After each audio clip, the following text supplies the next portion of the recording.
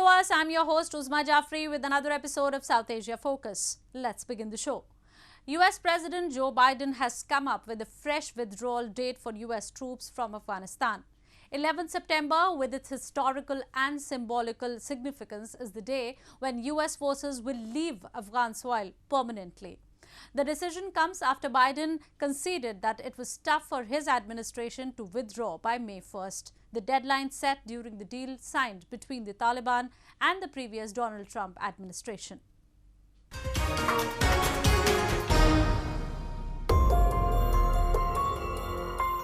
The US President Joe Biden declared this week that he doesn't plan to further extend what already is the longest US war. His decision comes in line with Washington widening its efforts and intent to bring back its troops from 2 decades of the protracted war that has claimed tens of thousands of lives of both civilians and security forces. As per the new plan, the drawdown will begin from May 1, the date earlier scheduled for complete withdrawal of troops, and it will be over by 11th of September. None amongst the current strength of 2,500 US troops will stay post the date. I'm now the 4th United States President to preside over American troop presence in Afghanistan. 2 Republicans, 2 Democrats. I will not pass this responsibility on to a 5th. After consulting closely with our allies and partners, with our military leaders and intelligence personnel, with our diplomats and our development experts, with the Congress and the Vice President, as well as with Mr. Ghani and many others around the world, I've concluded that it's time to end America's longest war. It's time for American troops to come home. Meanwhile, NATO Secretary General Jens Stoltenberg said that foreign troops under NATO command will also withdraw from Afghanistan in coordination with the US pullout. Currently, around 7,000 non-US forces from mainly NATO countries and from Australia, New Zealand and Georgia are stationed in Afghanistan. NATO-led resolute support is in Afghanistan to train and equip Afghan security forces fighting the Islamist Taliban that has made significant resurgence in past few years.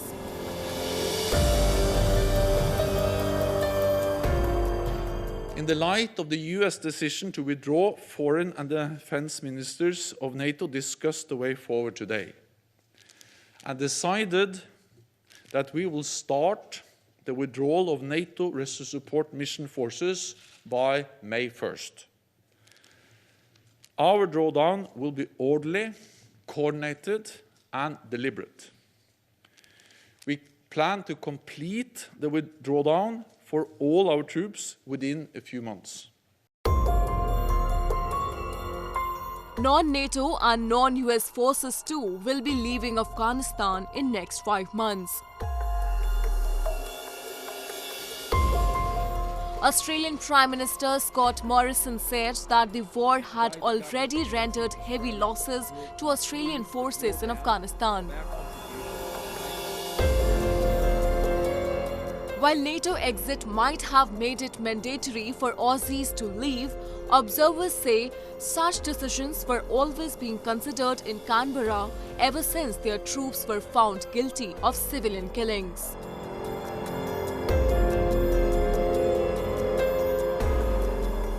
Safeguarding Afghanistan's security has come at a great cost to Australia. Since 2001, 41 Australian personnel have lost their lives while serving in Afghanistan, and many more were wounded, some physically, others mentally, and will be dealing with the scars, both mental and physical, of their service for many, many years. The United States has drafted a peace plan calling for the current Afghan government to be replaced with an interim administration until a new constitution is agreed and elections held. All stakeholders had agreed to accelerate the peace process in recently held summit in Russian capital Moscow. But things are appearing to hit another roadblock, as Ghani is not ready for transitional government without elections. The next meeting of regional players is scheduled in Turkey in a few days, which Taliban has decided to boycott, and now the major players are concerned as to how things will move forward if everybody is not on the same page.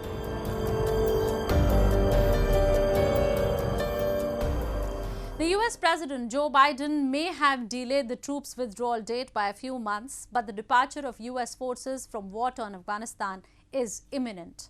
And now the questions that crop up are going to be both uncomfortable and provocative for Washington. The critics, observers and spectators want to know if the US has won the war or has it successfully eliminated the Al-Qaeda. And the final one, has the elusive peace finally been established in the country? At least the Afghans don't think so. In fact, they believe that US presence and its sudden departure plan has done more harm than good. People in Afghanistan don't know what their future looks like. They are torn by hopes of peace and the possibility of the return of Taliban post-US and NATO forces complete pullout by 11th September. And while the Taliban has made significant gains in both politics and geographical dominance, there are not enough signs of peace making its way into Afghan society that has been devastated by decades of war. US President may call it an end, but the situation is far from over. At least the Afghans believe so, and they blame Washington for leaving them in the lurch. امریکایی‌ها مسئولیتی را که به عهده داشتن در افغانستان انجام ندادند. مسئولیتشون هم است که اینجا یک دولت قوی، حاکمیت قانون، دموکراسی، رفع تشوشات روحی مردم از ناحیه تروریسم، از ناحیه مواد مخدر، از مداخلات کشورهای منطقه باید اطمینان پیدا شود و رفع مسئولیت کنند که امریکا این کار را نکرده و ما نظر ما است که نباید برای تا انجام همین مسئولیت‌ها. After 2 decades and billions of dollars of spending, it's an impasse in Afghanistan with insurgents appearing stronger than ever. According to the US Department of Defense, the total military expenditure in Afghanistan had reached $778 billion in 2019. Along with this, the US also spent $44 billion on reconstruction projects. And these $822 billion do not include the billions others spent in Pakistan, which the US uses as a base for Afghan-related operations. Some estimates even put these numbers at $2 trillion, but the key objective of peace is still elusive, with people growing disillusioned.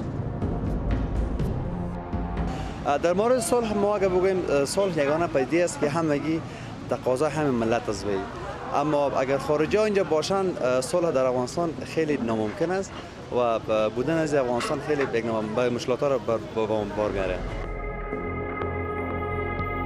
While the situation had improved in the initial days with women emancipation and other forms of democratic development, the war has increasingly shifted in Taliban's favor in past few years.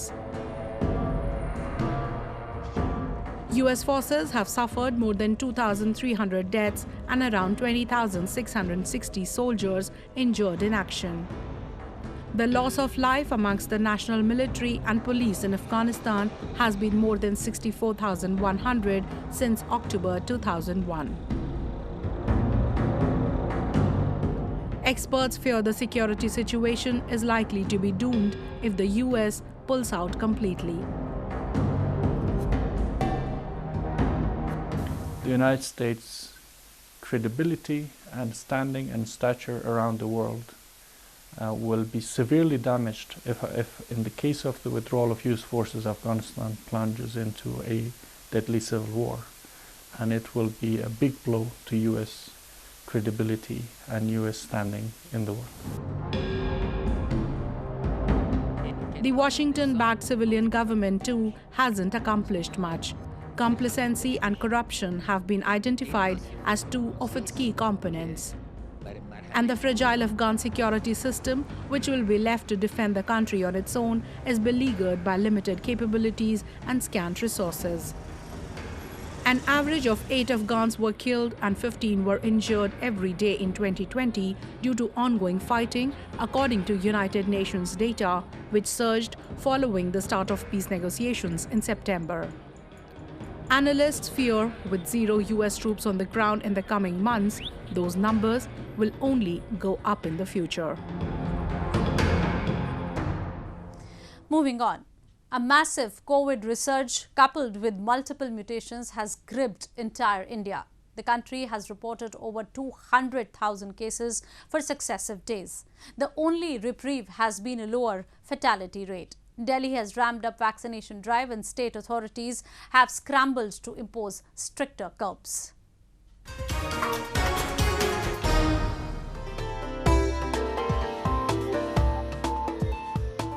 A record surge in fresh COVID infections is challenging the health system of India. While the mortality rate has been low in the country, a swift infection rate has compelled the state governments around the country to take strict measures to contain the spread.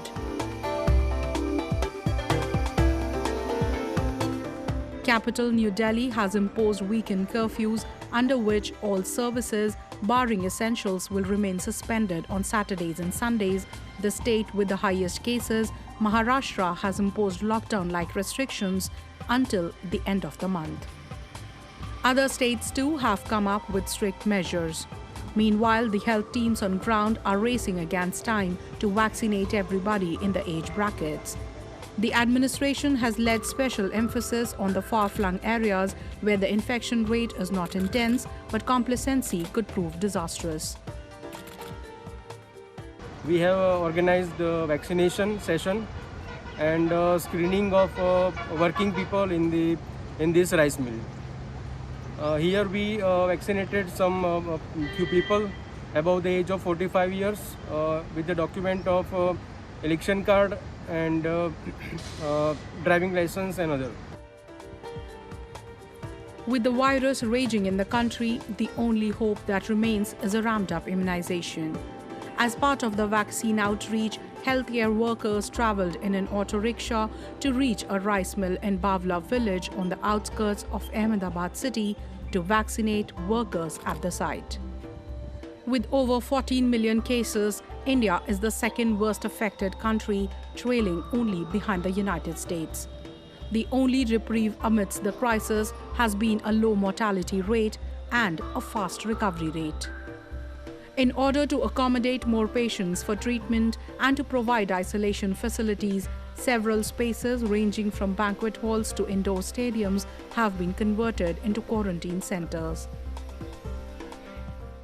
देखिए अभी जो जिस type से cases बढ़ रहे हैं, लोगों को हाइपोक्सिया हो रहा है, ऑक्सीजन की बहुत कमी हो रही है, शहर में भी ऑक्सीजन की कमी हो रही है. इस बेसिस पे लास्ट ईयर भी हमने ये जो सेंटर स्टार्ट किया था, उस टाइम यहाँ पर ऑक्सीजन की उतनी सुविधा नहीं थी, पर इस बार 370 बेडेड हम लोग जो बनाए हैं वो सारे ऑक्सीजन सिलेंडर्स युक्त हैं. ऑक्सीजन की निर्बाध सप्लाई का वादा किया गया है और हम करेंगे. कोशिश रहेगी कि मोर्टेलिटीज़ कम हों, लोगों को ऑक्सीजन मिलती रहे और लोग की ज़िंदगी बची रहे. India has so far administered more than 117 million doses. However, with the contagion accelerating, India is also set to give permission to more vaccines. 3 vaccines, India-made Oxford AstraZeneca vaccine, domestically developed Covaxin, and Russian Sputnik V have already been given emergency authorization. India has for now delayed exports of large quantities of vaccines, though over 60 million doses have already been shipped. And now, in our section of Asia this week, the stories from the Asian continent that hit the headlines this week.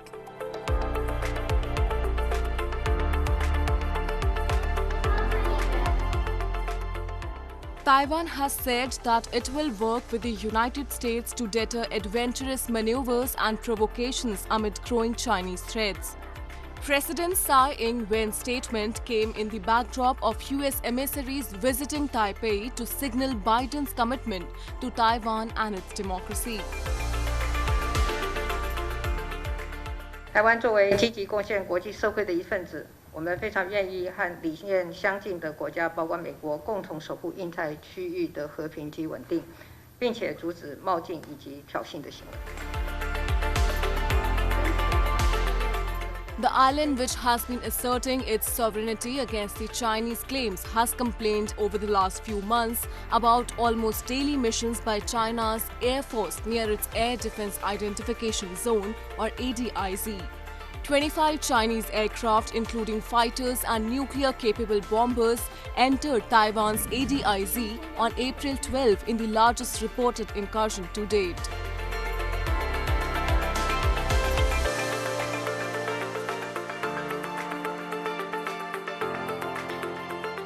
Iran's move to enrich uranium up to 60% purity is a response to the sabotage at its key nuclear facility, President Hassan Rouhani said this week, adding the Islamic Republic had no intention of building a nuclear weapon.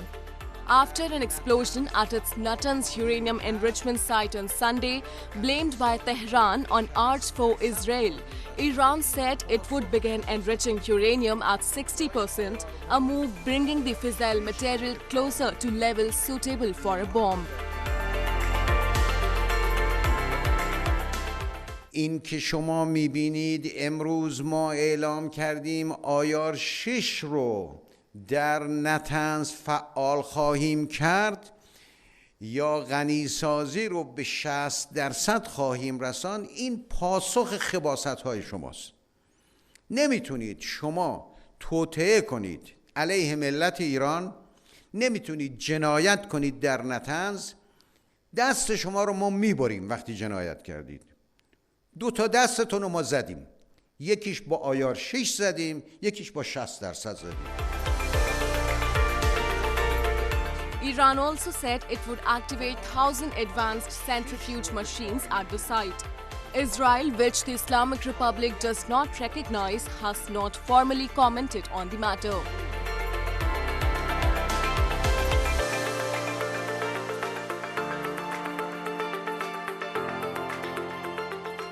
In a changing global scenario, more people are choosing bicycles over the forms of transport. Mountain biking is a thrilling sport that is loved by many adrenaline junkies who love to spend time outdoors in nature.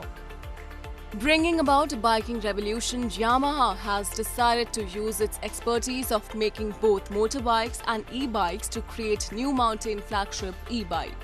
An outdoor event was held to showcase new mountain e-bike models as well as to give guests a chance to test ride these bikes and experience the off-road adventure.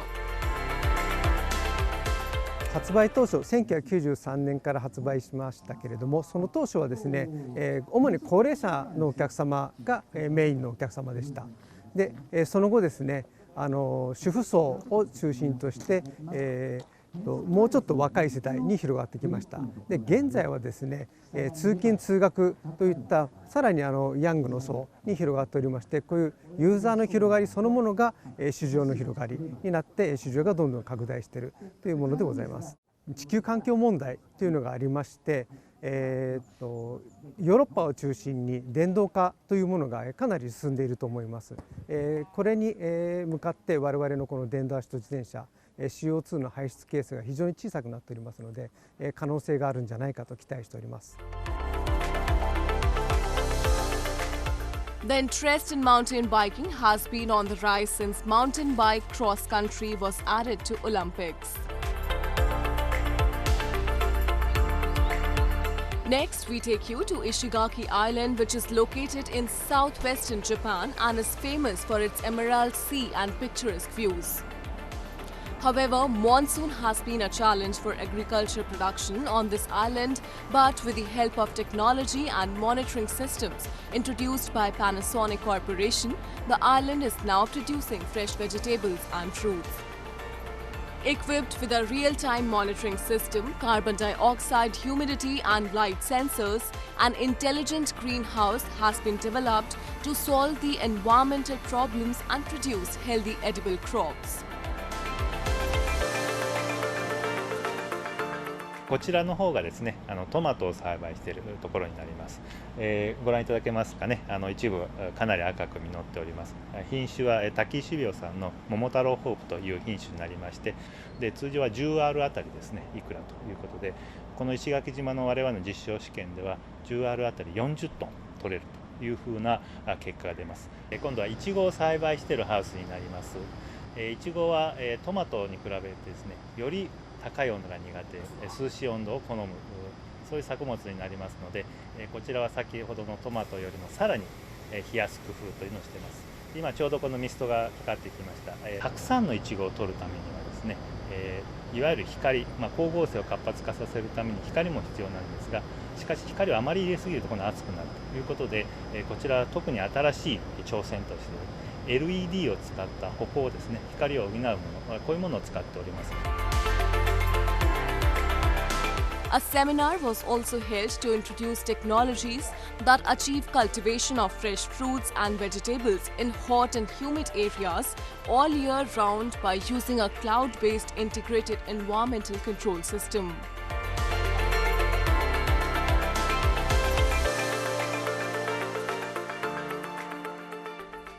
Moving on to Nepal, where festivals and fairs are celebrated in a unique way.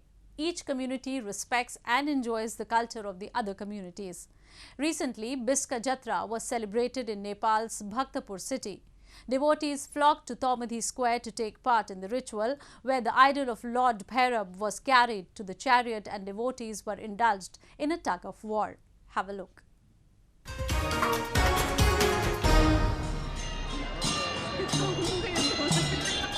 A large number of devotees gathered in Bhaktapur to celebrate the arrival of New Year with Chariot festival.